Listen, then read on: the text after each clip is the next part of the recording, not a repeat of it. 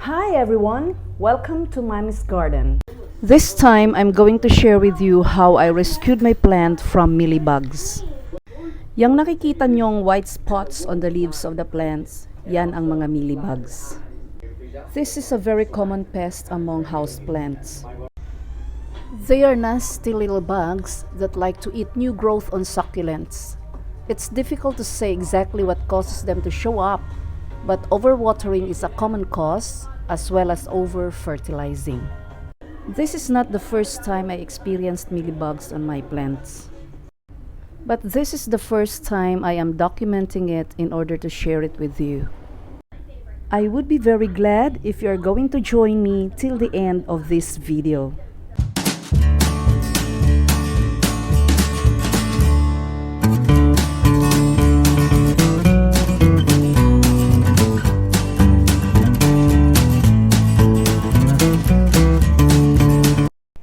So let's get started. Noong beginner pa lang ako sa paghahalaman, hindi ko masyadong pinapansin ang mga bagay na ganito. So ang ending, madalas akong mamatayan ng mga halaman. At ang masakit, pag ang namatay ay ang mahal ng bili mo. Kaya, oops, ano ba yan? Kailangan may gawin ako, hindi pwedeng ganito na lang palagi.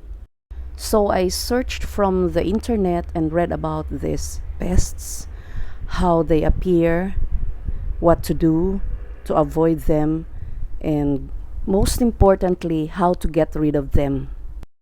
I did some of the tricks that I've read, like yung cotton swab na merong alcohol, tapos yun ang gamitin mong pangtanggal sa mealybugs.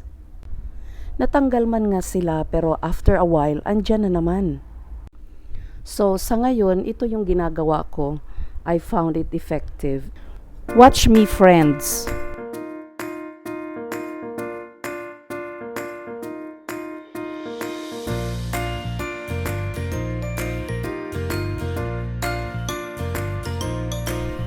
Now, bakit kailangang i-uproot ang plant? Kasi nga itong mga mealybugs, pati sa soil meron. Kaya kung ang tatanggalan lang natin ng mealybugs ay yung mga leaves at saka stem of the plants, may maiiwan na mealybugs sa soil. So, babalik yan at babalik.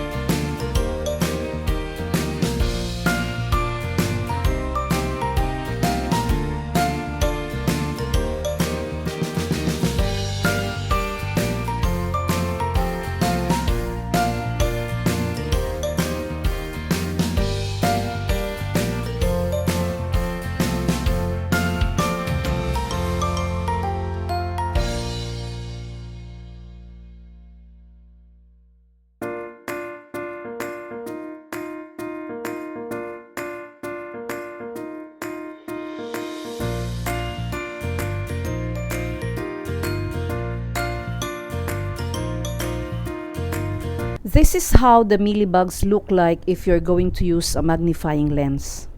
By the way, yung soil ng may infected plant, wag mo nang gamitin yon. Pwede mo na yung itapon.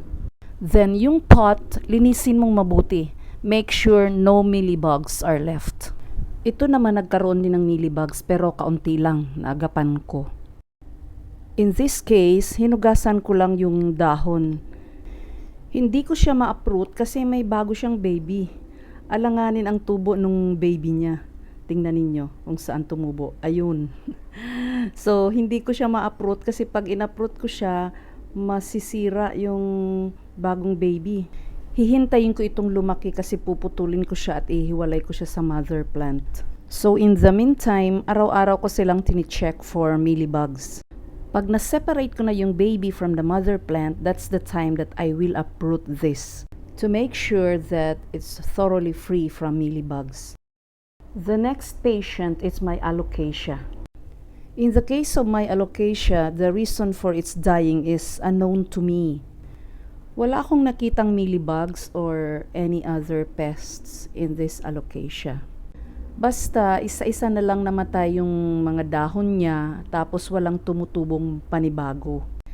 At first, inisip kong itapon ko na lang siya. Kaya lang, when I checked on it thoroughly, nakita ko very fresh naman ang kanyang mga roots. Tapos yung bulb niya, hindi naman bulok. Naisip ko, siguro katulad siya ng caladium na may dormancy period. Meron kasing mga halaman na nagiging dormant or inactive at a certain point. Then they will wait for some time to be active again. So what I did, hinugasan ko siyang maigi, ganyan. So tinanggal ko yung mga soil. Then I air dried for about 2 days. After air drying, I replanted it in a new pot with a new soil.